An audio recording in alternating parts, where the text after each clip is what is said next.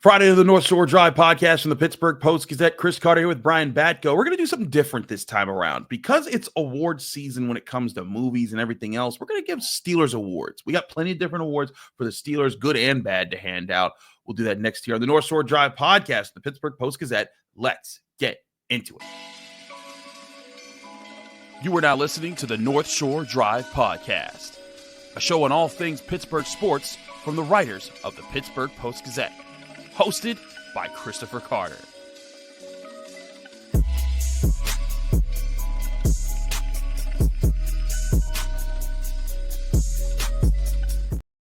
Hello and welcome to the North Shore Drive podcast from the Pittsburgh Post-Gazette. I'm your host, Chris Carter, joined today by Brian Batko, one of our great Steelers beat writers. And as always, you can find the show on your favorite podcasting apps and on YouTube. Like this if you enjoy it. Subscribe to this channel to get all of your Monday, Wednesday, Friday episodes of the North Shore Drive podcast, as well as our daily content like Chipped Ham and Football, which comes out every Tuesday with Brian Batko. As always, the show is brought to you by Edgar Snyder Associates. Whether you're injured in a car accident or hurt on the job, Edgar Snyder Associates has helped injury victims for over 40 years recover more than $2 billion on their behalf. If you or a loved one have been seriously injured in an accident, call 1-800-94-EDGAR or visit www.edgarsnyder.com for a free consultation. And remember, there's never a fee unless they get money for you.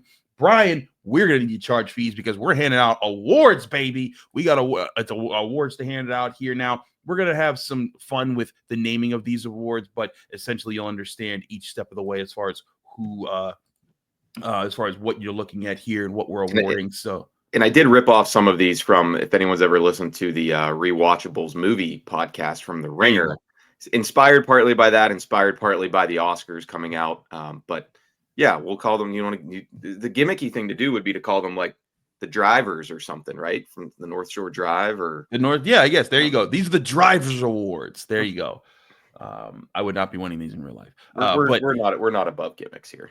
No, we are not. But like we said before, we have months to talk about the draft. There's only so many more ways to, vent your frustration about the way the Steelers season ended. So let's try to get a little more creative. So that's what we're going to do here. It's going to be revisiting several parts of the Steelers season, good things, bad things, and what there. We will be getting the draft talk. In fact, we have a draft show that's coming out this Saturday, I believe, with Brian Batko and Adam Bittner getting our Sunday, but yeah, maybe Sunday.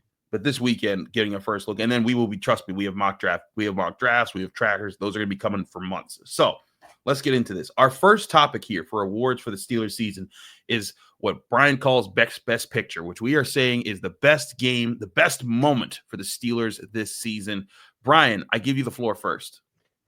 So I'm going to go with the win over the Browns at home. They exercised the demons of maybe their worst loss of the season in Cleveland in the snowstorm. They're 10-3 at that point. I think everybody's kind of talking themselves into, okay, they covered for their screw up at the Browns. They're going to actually be able to do some damage down the stretch here when the road gets tough against these better teams. All they have to do is not screw it up, and they're going to win the division and get a home playoff game. That was, for me, best picture. And, well, we know what happened after that, and we'll certainly get into all that.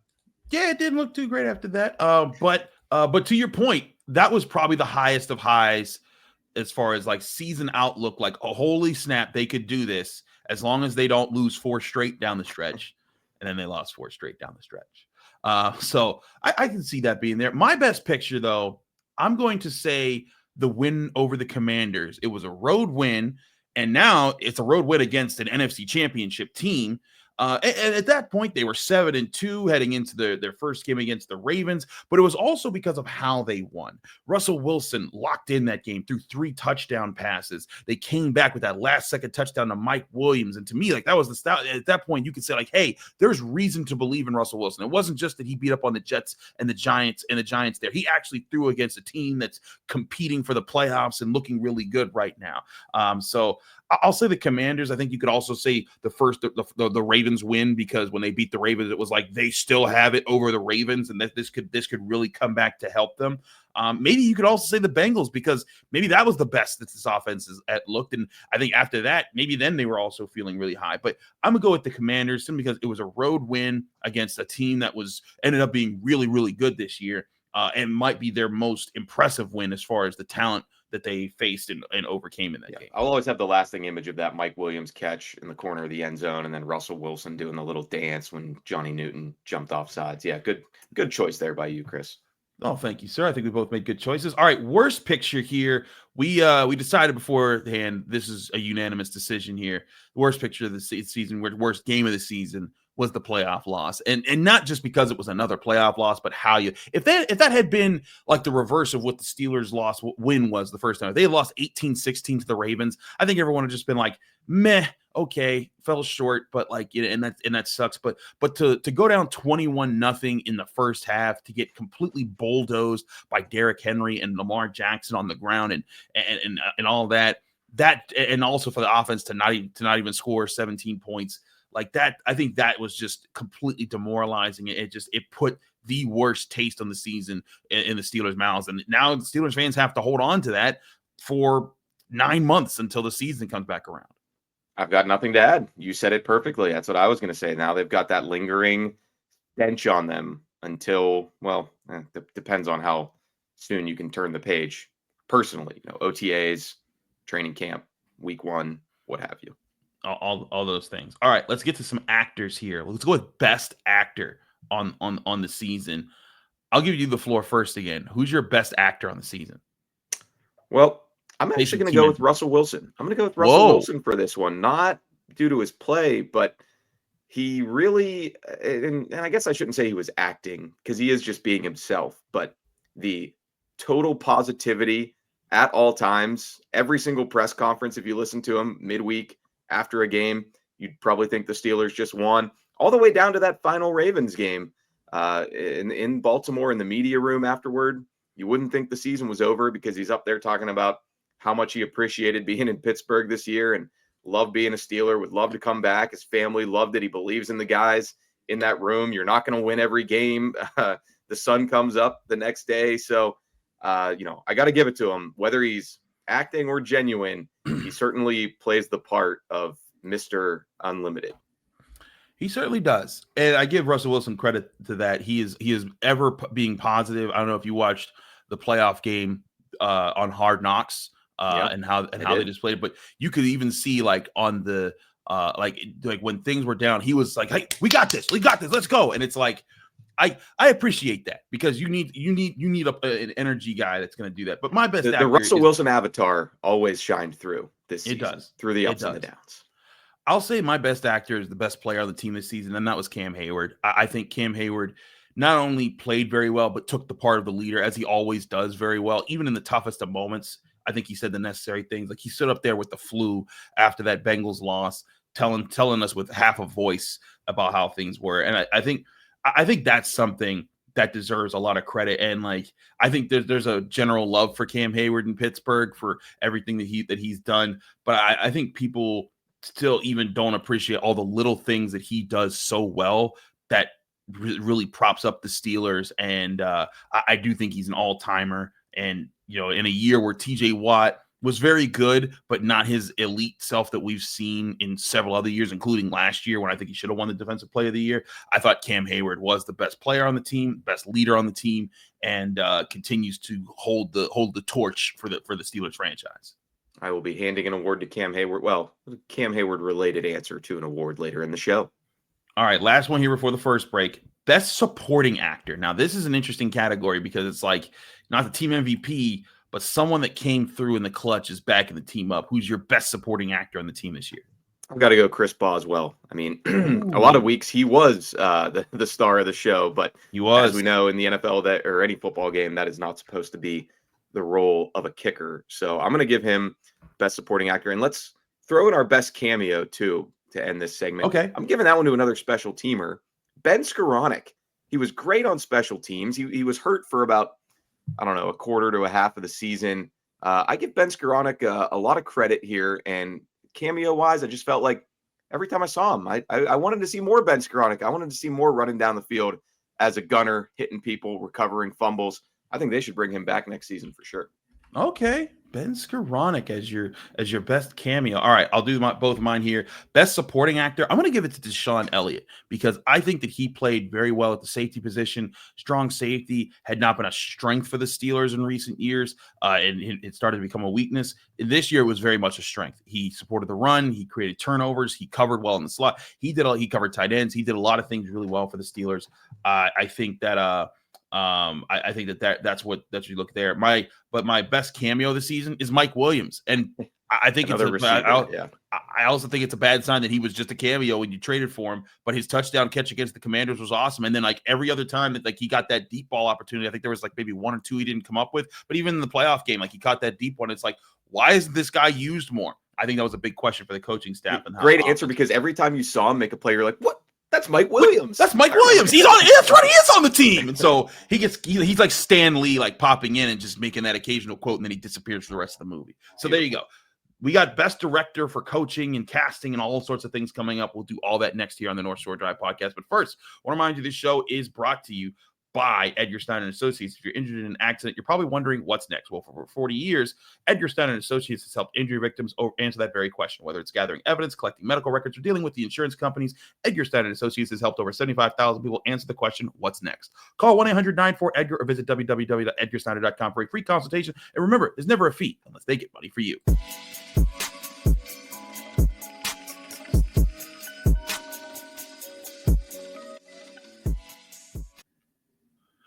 We're back here on the North Shore Drive podcast for the Pittsburgh Post-Gazette. Chris Carter, Brian Batko. Brian, we continue our Steelers Awards show, the drivers for the North Shore Drive podcast. we have a theme song now. But let's go with our next award here, and that's Best Director. That's specifically about coaching. And whereas Mike Tomlin, Terrell Austin, and Arthur Smith wouldn't be up for it, there are some specifics here. You went with the other coordinator that's on the team that sometimes people forget. Danny Smith. I think his unit was certainly the best of the three by the end of the season. I mean, so many great special teams plays by the Steelers this year. So many missed opportunities, too, that just ball didn't bounce their way, even though they're forcing the fumble. The James Pierre catch, drop, should have been a catch in Washington. That I thought that was a great play dialed up by Danny Smith. And, his group got it done all year, even having to switch punters after week one. So, got to give it up to him. Got to hand him this Best Director award. I feel you on that. My Best Director award is going to go to a position coach who I think did upgrade his room, and partially it was because of the people that got added to it. But I really got to give credit to Aaron Curry, the Steelers linebackers coach. I thought Peyton Wilson really fit into the team a lot faster than I thought he would. I love Peyton Wilson as a draft pick, but I was like, man, that guy's going to be a project because he's got injury history. He's long. I don't know, like, is he a run stopper? He's more of a pass coverage guy, but how do you do that and not be a run stuffer? You got Landon Roberts, who is a run stuffer and not less of a pass coverage guy. And then you got Patrick Queen, who can kind of do both. And I really felt for most of the season, that group had a good rapport for kind of keeping the defense together. Now, of course, they deserve just as much blame as anyone else at the end of the season when the Ravens are running you over. But there were plenty of games that I think that they won were in because of their linebackers. Like if what was it, Miles Killebrew, whoever was supposed to jump on the fumble that they forced against the Cowboys at the goal line, that was a play I think that was popped loose by the Steelers linebackers. That was E-Rob. That was E-Rob. Patrick Queen, his forced fumble against the Ravens that popped things loose. And I know that technically Watt and Herbig and Highsmith are linebackers, but those are more. I mean, I could also give it to Denzel Martin because the edge rushers are also there. So in retrospect, it's either Denzel Martin or Aaron Curry because I feel like my runner-up might have been neither of those guys. I probably would have gone with Tom Arth, the quarterback's coach, because he had a lot to manage. That's a good point this year. That's you think back and Justin Fields getting thrown in there week one, then they have to build with him for several weeks, and then you stick Russ back in. I thought he did a good job, all things considered, all the uncertainty at QB. We have a revision here. We're not going with Aaron Curry. We're going Denzel Martin. I'm going with Denzel Martin. What am I thinking? Because TJ Watt, though he didn't play amazing, I thought he played well enough. Alex Highsmith, when he was healthy, was solid. Nick Herbig also made some big plays in some important moments of the season. So revision here. We're going in that direction. Moonlight. Basically that's what it was. Yeah. Sorry, La La Land, you did not win. But all right, let's move along here to our next award here. And this one is our best casting. And best casting means best new addition to the team that helped put things together. Brian, we start with you. Zach Frazier. I mean, just straight out of central casting for a Steelers center. I mean, from the West Virginia. The Morgantown Mauler, they're calling him. But he drove up. Wait, people are calling him that? That's a good nickname. Yeah, I'm pretty sure. Our buddy Wes Euler from Steelers Audio Network definitely calls him the Morgantown Mauler. Oh, okay. Yeah, I mean, he's a beast. Not only all the what he does on the field, but didn't he drive up to the facility the day after he got picked in his Ford F-250 or whatever? I mean, he's just that is a Steelers center through and through. He's going to be beloved here, and obviously he won the Joe Green Rookie of the Year award too. So there you go, easily there. I wanted to go different because Zach Frazier is definitely the answer there. He was the best rookie. Maybe it could have been someone, Troy Fautano, if he wasn't hurt. I'm going to go with, as far as free agent additions, Patrick Queen. And I know there's a lot of people that don't like Patrick Queen because he wasn't a superstar linebacker, but he really did hold his defense together in a lot of weeks throughout the season. And look, he had his clankers of a game. He didn't have the best start to the season. He missed 4 tackles against the Falcons. But you look at some of the plays that he made against when he was allowed to blitz, which is what I think, if we're going to talk about mistakes the Steelers made this year, they should have been having him blitz more. In games that he blitzed 6 or more times, I think they were like 6-1 on the season or 5-1 on the season, because when he went after quarterbacks, they were a better defense. And I think that part of it was they needed to use him in ways that were better to him. And he was still helpful in coverage, even against the Bengals in the loss. He had a big breakup when covering Jamar Chase over the middle because he knew how to play zone in that situation. That led to a deflection that was caught by Beanie Bishop. And so that was a big interception in that game. Now, surely he had some bad mistakes there, but I really think that for years since Ryan Shazier was paralyzed, they have been scrambling to try to find long-term answers at linebacker. They've had some occasions pop up here, like Elandon Roberts, good player. Quan Alexander last year, good player, but Quan got hurt. Elandon Roberts was toughing through the toughest of injuries last year to get back on the field. I feel like Patrick Queen at least was the guy that was like, hey, the linebacker room isn't the liability in the defense anymore. It still was not perfect down the stretch there, and certainly they needed to play better in the playoffs. But I do think Patrick Queen added a lot to the defense, and when they were playing at their best, he was a big part of that. I think next year they need to learn from what they were doing right this year and maybe let him be a little bit more downhill and attacking the quarterback at times. I like the move to sign him. I just didn't. I was underwhelmed a little bit by the end of his first season, so I'll just leave it there. I understand that for Queen. All right, moving forward with our awards here. Too many tabs. We went through best casting. Let's go with worst casting, and that's right. This one was a unanimous one as well.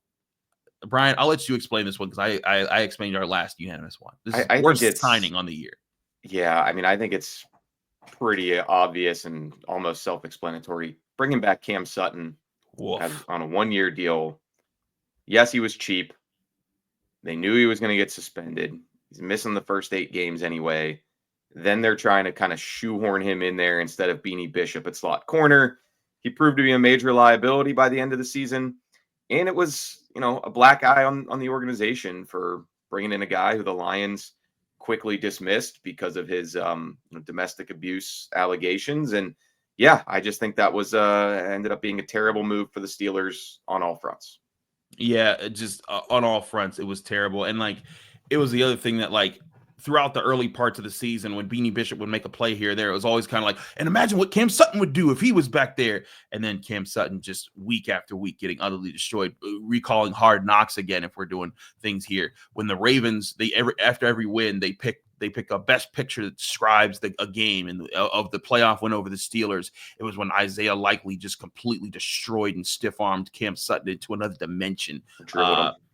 It was terrible. And look, I covered Cam Sutton for years, like you did when he was with the Steelers, and he had plenty of good seasons and was a very good player for the Steelers. That's why he signed a big contract with the Lions. But with his offseason stories and as far as how that worked, then that kind of brought him to the Steelers, and then to play as bad as he did, that was just a terrible signing. I think across the board, everyone can kind of agree that was the worst one that happened there. Let's finish this segment out before we get into our final stuff here. Let's go with the one that got away here. And we both went with rookies here because, we didn't want to go with Brandon Ayuk as far as, I'm not sure that he was actually one that would have really hurt them, especially because he was hurt the whole season. Well, butterfly effect. He might have stayed healthy had he come here in a trade. Maybe we got to explore 1,000-yard season. We got to explore the multiverse for that one. But I'll say the guy that was going to help change everything up front for the Steelers, and that was Troy Fautanu. And him getting hurt so early in the season when he was about to get his start, and you're about to see, okay, let's see what this O-line's really about. That plus James Daniels going down, like I think it kind of stunted what could have been the growth that the Steelers really needed offensive line. And I don't know about you, Brian, but like I feel like if the Steelers offensive line could have at least finished the season thinking like, hey, we are on the up and up, this is going to be a really good unit next year, that would have changed a lot of tones. One, I think they also would have won maybe a game or two down the stretch, and maybe they're playing in Houston and not in Baltimore at the end of the season. But two, I think that's the thing, is that it's tough for the Steelers fans to find a positive right now when you lose 5 straight and when no real unit was pointing upwards at the end of the season. And I think if Troy Fautanu plays, maybe that's a little bit better. Still got to see if Broderick Jones would have played better if he was flipped to the left and what that would have done. But my one that got away was Troy Fautanu. What was yours? I considered several avenues here, some of the potential offensive coordinators that they could have hired, the receiver market from this offseason, and even at the trade deadline. I'm kind of thinking Roman Wilson, because he also, much like Fautanu, first year completely spoiled, ruined by injuries, and maybe could have helped them. But I'll even spin it a little bit. Jalen McMillan, who was drafted a few picks after Roman Wilson by the Buccaneers, also a wide receiver. Now, I kind of hate doing this because it's second guessing. I wouldn't have said in that moment Roman Wilson was the wrong pick, but McMillan had 437 receiving yards this year, 8 touchdowns, started 12 games for the Bucs. That's going to be one that if Roman Wilson doesn't end up panning out, and I'm certainly not writing him off after one lost season, another, a little bigger bodied receiver who had success for a playoff team, going right after Wilson is one that could stick in the craw of Steelers fans, I think. It really could. So we'll see how that plays out. But we still got other things. We got best and worst quotes on the season. We got what aged the best and what aged the worst, and the biggest winners of the season. All next here on the North Shore Drive podcast from the Pittsburgh Post-Gazette. Chris Carter, Brian Batko. But first, I want to remind you this show is brought to you by Savinas, Kane, and Gallucci. They're your mesothelioma and asbestos lawyers with over 85 years of experience. Call them today for a free consultation. That's Savinas, Kane, and Gallucci. We're also brought to you by Moon Township Honda, where you can go get your new Honda vehicle at 5802 University Boulevard in Moon Township, PA, or visit their website, moonhonda.com. Here's a message from our friends at Moon Township Honda.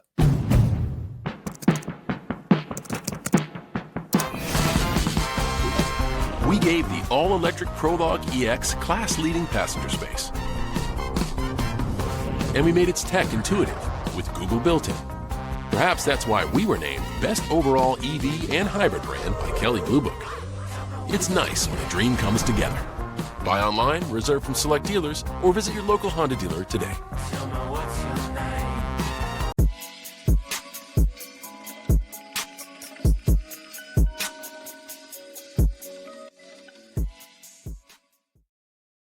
We're back here in the North Shore Drive podcast for the Pittsburgh Post-Gazette. Chris Carter, Brian Batko. Brian, let's finish out our drivers awards for the Steelers season. Let's go to quotes here. This is always tricky, when pulling up quotes, because there's all sorts of things, and there's plenty of things that, Tomlin says that can be quotable, but both of us chose non-Tomlin quotes for this. We could have even done best Tomlinism separately because we could have, the amount of those. But yeah, I'm going to go with another Steelers coach from mid-season. You don't hear from the assistants very often other than the coordinators, but something Zach Azzani, the first-year wide receivers coach, said at that time really stuck with me. He says he's part receivers. He said, I'm part receiver coach, part psychologist. And then later on, he dropped this gem. Receivers, they're like a bag of Skittles. They're different all the time. I don't know how you could sum up the George Pickens experience any better / gentler than that, because he was getting asked about pushing the right buttons, coaching Pickens a lot that day, and it was far from smooth sailing the rest of the way for Pickens and Azzani after that bye week. But yeah, that one was it was colorful, literally, when you think about Skittles, and I think it kind of speaks to the predicament that the Steelers are in with George. You never know which one's going to show up that day. If George Pickens was a Skittle, what color would he be? I don't eat Skittles. Sour. He'd be a sour Skittle, I think, because you got to Ooh. be in the right mood for those.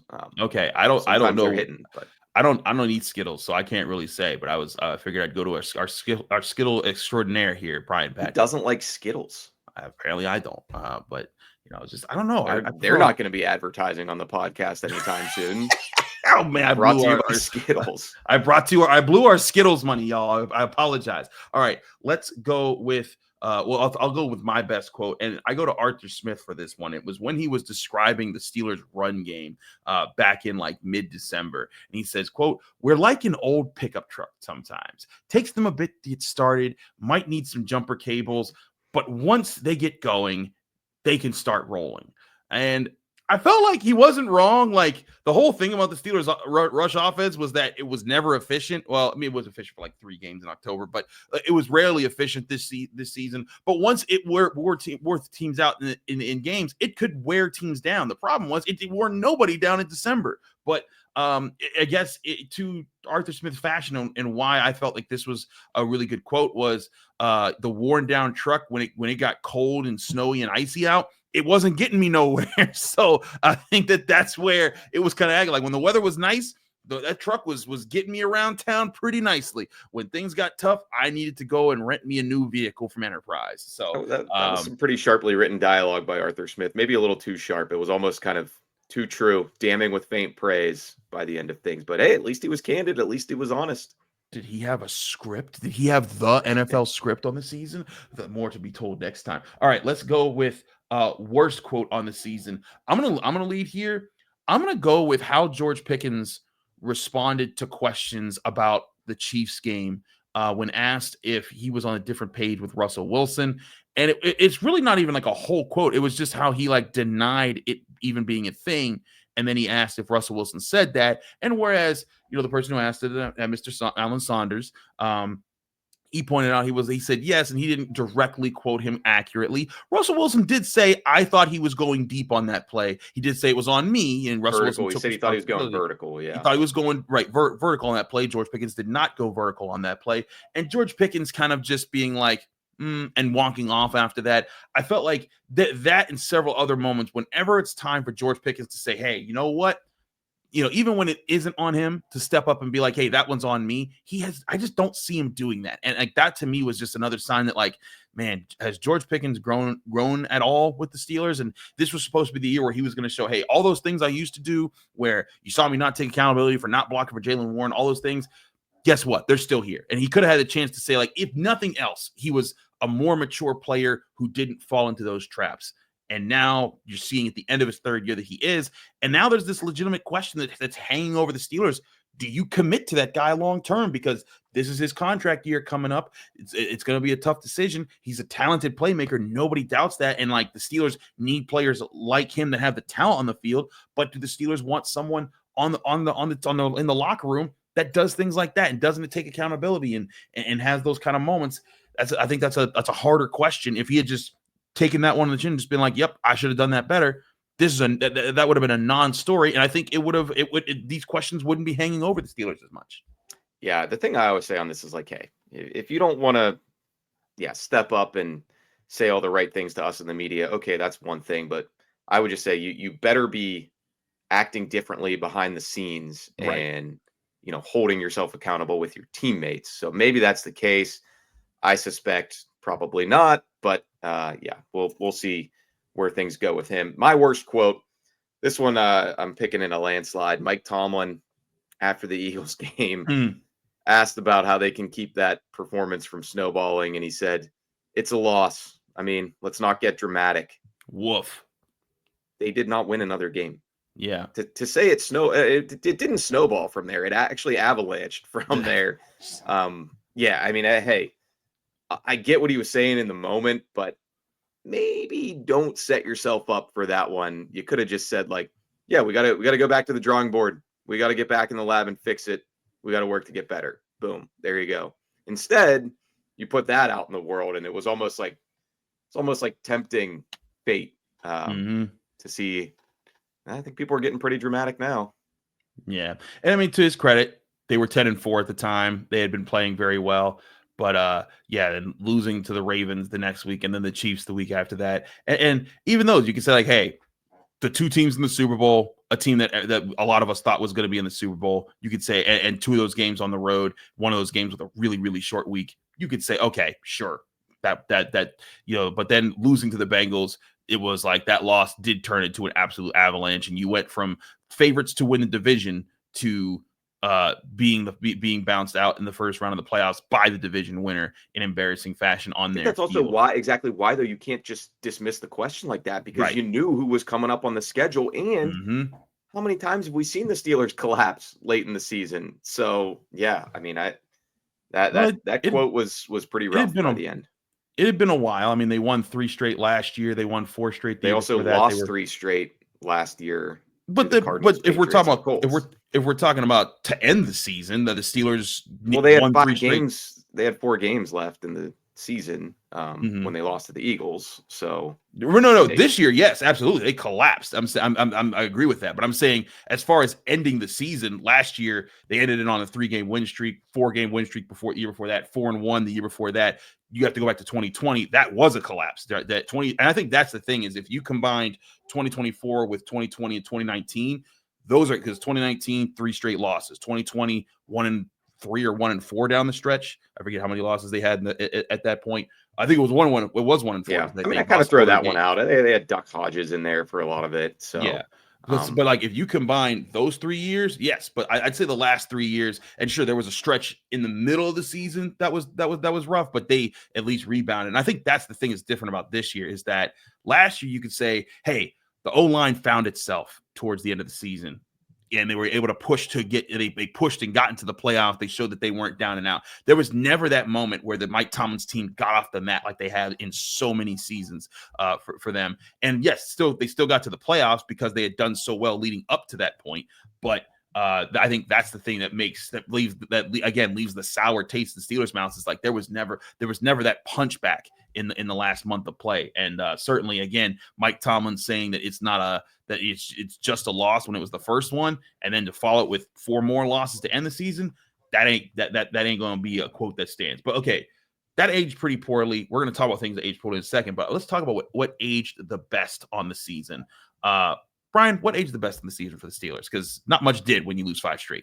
I got to say, though, the new contract for Cam Heyward and extending him this offseason, when many people were skeptical of that, probably myself included, I'll admit I'll own that. Like, I mean, I know Cam Heyward's been motivated by the haters all season. I'm not a hater. I think Cam is really good, and I've said many times and written many times I thought he was the team MVP this year. So, yeah, I mean, Omar Khan, Mike Tomlin and company, believing in him to age well and bounce back from that injury-plagued 2023, that aged really well, both Cam's play and the front office's decision to go ahead and take care of him, even when a lot of people from the outside were doubting that move.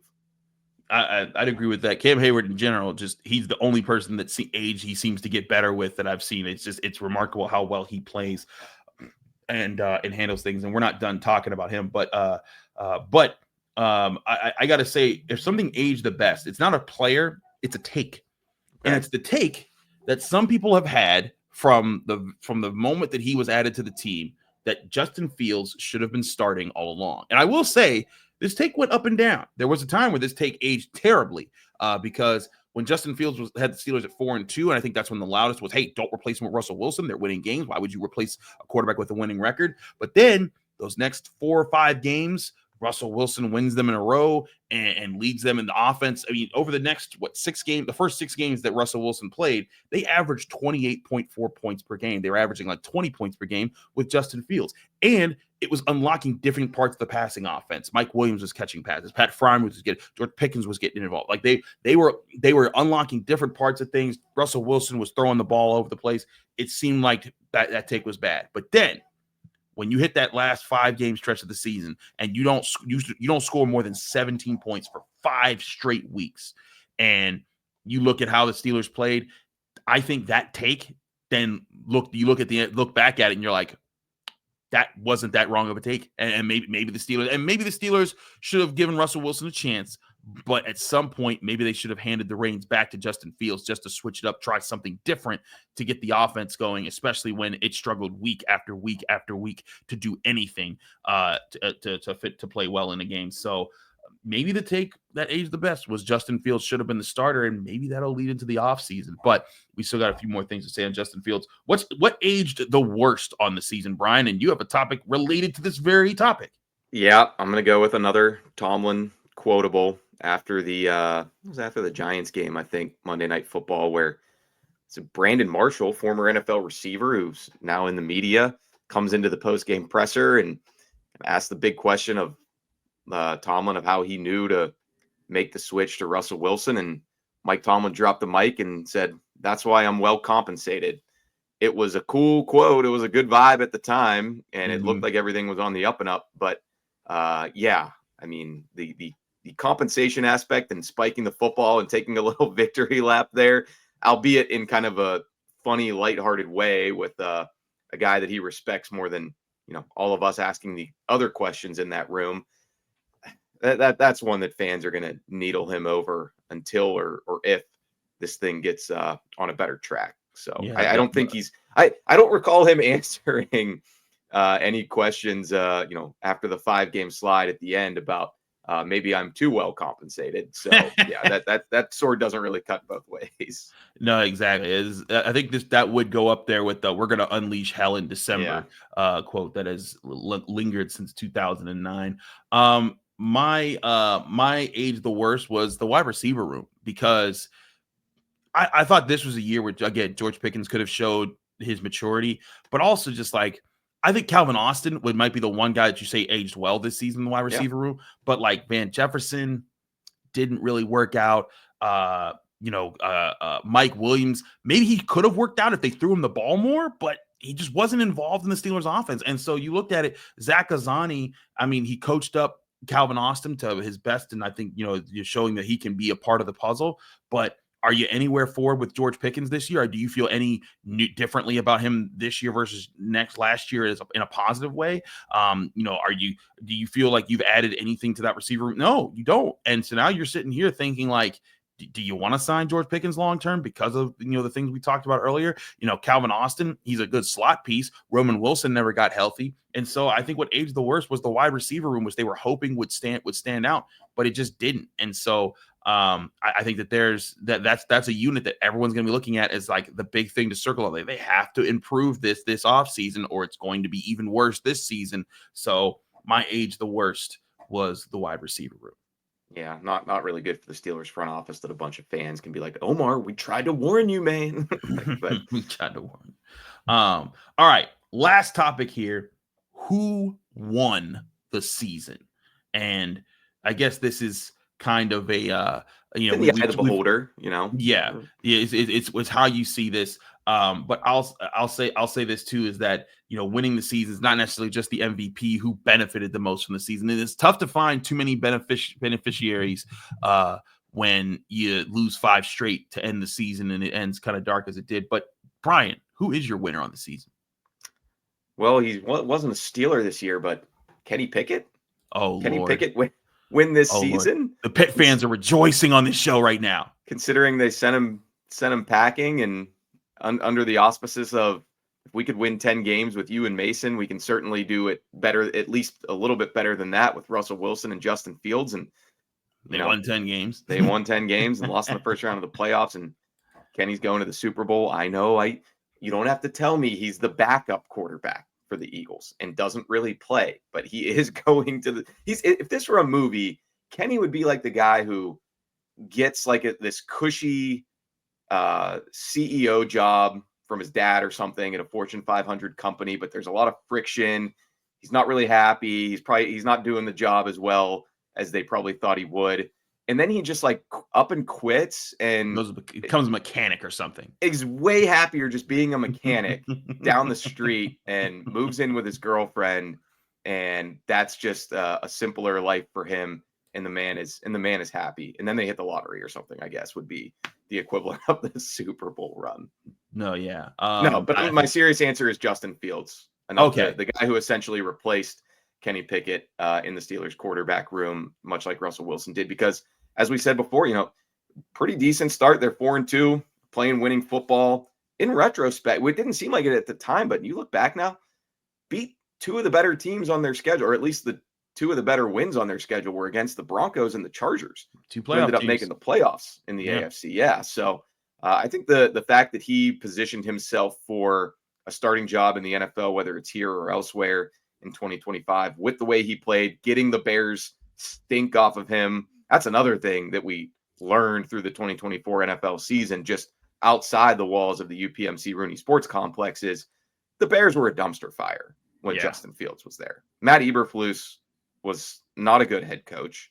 A lot was going wrong there. Caleb Williams did not suddenly come in and make people forget all about Justin Fields. He won this season in a lot of ways for me. I feel you. Even though he got benched. But and again, similar to the Justin Fields start take, it looked kind of rough for him when he got benched. It's like, this is what. And I know some people are going to say he didn't get benched. That's true. Starter returned and he was no longer starting. But it's kind of like a matter of semantics. Even though he was starting, and then they decided to go with someone else.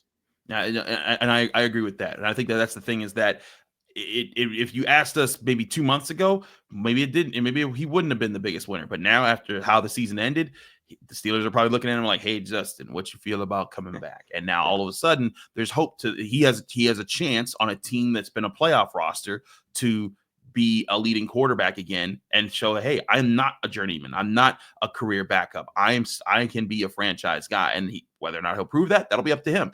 But he certainly is in that position now. We weren't breaking up with you. We were just taking a break. Exactly. We just needed some space. More movie theme things. We still love you. So I'd agree that he is a big winner on this season. I'm going to go with a different winner here. And that is a guy who led the NFL in something. And I think could say, hey, I wasn't part of those 5 losses at the end of the season. Chris Boswell, because he ended the season, he made the most field goals of any kicker in the NFL this season. He had the 5th highest field goal percentage at 93.2. He did not miss a field goal inside of 40 yards. He missed 1 field goal inside of 50 yards, and he missed 2 field goals of over 50 yards. He was 13 of 15 on yards of kicks of 50 yards or more. He also earned first team All-Pro honors. We thought forever that would just be the beholden to Justin Tucker. Not Justin Tucker going through some other things right now, so that's another thing. But even before that, Justin Tucker was not having his best season, and Chris Boswell absolutely was. He might have the mantle of the best kicker in the NFL right now. I think the only guy who's remotely in the same vicinity as Brandon Aubrey from the Cowboys, because he just kicks all the time bombs. But but I hope Chris Boswell gets interviewed at the Pro Bowl Sunday and does quotes Myles Garrett. Maybe Myles Garrett will be standing right next to him and be like, "I'm the guy. It runs through me when it comes to the kicker position in the NFL." Certainly. The Steelers certainly got a good kicker there. And there were your first ever, your first annual, because people always do that, inaugural, there you go, Drivers Awards, where we awarded to the Steelers fans. Did we get wrong some of the awards? Let us know in the comment section here. We did. There's some ones that you're going to be so mad about there. But from Chris Carter and Brian Batko, thanks to you for tuning into another episode of the North Shore Drive podcast. We're back Monday with Ray Fittipaldo, talking all things Steelers, what we got going into Super Bowl week, maybe some Senior Bowl talk after that game plays, all here on the North Shore Drive podcast. Thank you for tuning in to another episode of the North Shore Drive podcast from the Pittsburgh Post-Gazette. If you watch this video on YouTube, please like the video and subscribe to our channel. For all the sports coverage from the Post-Gazette that we have to offer, visit post-gazette.com.